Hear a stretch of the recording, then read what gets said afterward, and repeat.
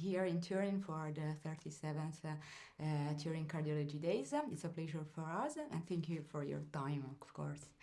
So I would like to ask you something about this new form of energy in the PFA.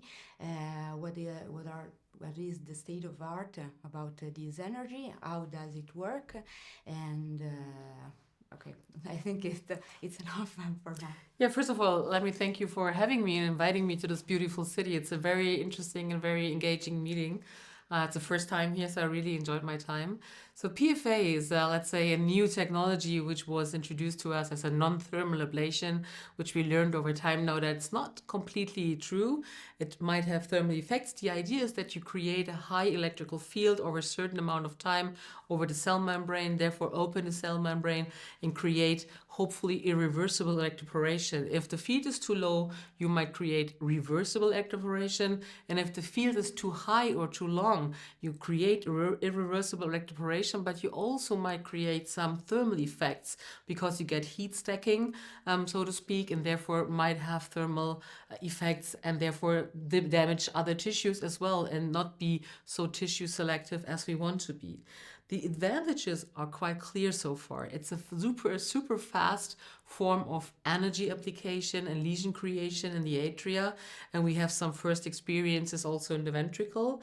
So therefore we can say that we can apply these kind of ablation very fast and efficient to our patients. The question from my talk was, is the outcome completely different compared to the ablation technologies that we use so far? And therefore we have to look at the data that is available, and we have to state that so far the outcome is more or less comparable to all the thermal ablation technologies that we use so far.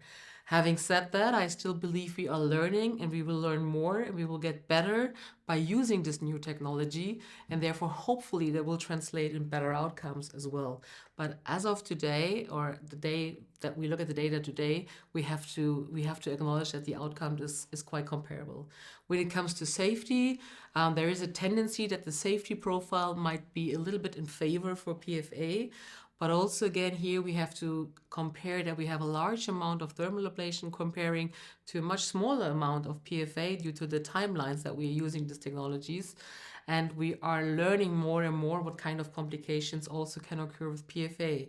So there is a tendency of a potentially better safety profile, but we also now have the first reports of phrenic nerve palsies. There is a debate of potentially the first fistula in the setting of PFA. So we have to be cautious by stating it's a super safe technology. We don't have to worry about anything. As with anything new that we are learning, we have to be humble, we have to observe and learn, and hopefully we'll see that we are not only fast, but potentially more efficient in the foreseeable future with a very favorable safety profile. Okay, super clear, thank you.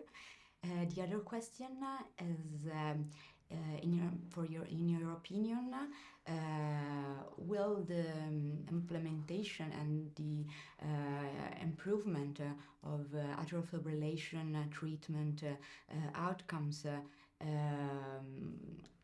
be guided by other type of energy, other form of energy, by additional line or target on top of BVI technique, or maybe by an early treatment of the atrial fibrillation?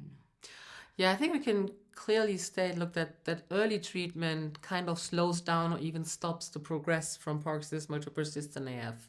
When it comes to treatment of persistent AF, I still think that we have to better understand why a patient is in persistent atrial fibrillation.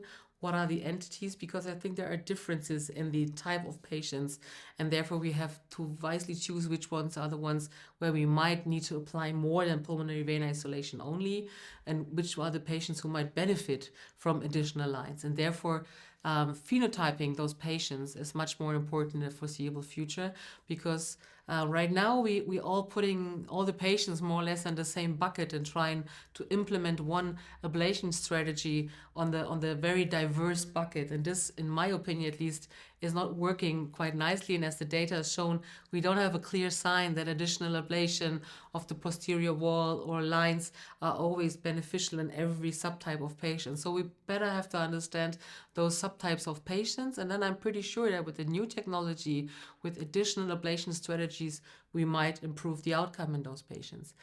Having said that, still I think PFA is very helpful, because if we look at the number of patients that we have with atrial fibrillation that we want to treat, we now can provide these kind of ablations, let's say, to a broader audience of patients, because we can just deliver this kind of ablation much faster than the thermal ablation that we have done so far. Thank you. So clinical patient clinical phenotypes is the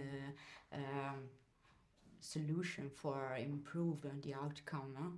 Do you think so? Yeah, it's we have to we have to work from both sides, from both ends of the patient. So before patients are scheduled for ablation, we have to modify the risk factors, such as obesity, such as lifestyle, and nicotine consumption, alcohol consumption, stuff like that, needs to be addressed before patients get to the ablation table, to a lab where we perform ablation.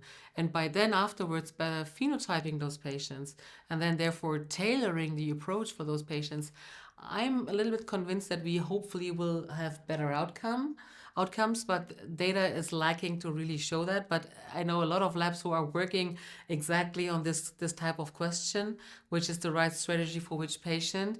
And once we figure that out more precisely, I'm convinced that we will have better outcomes.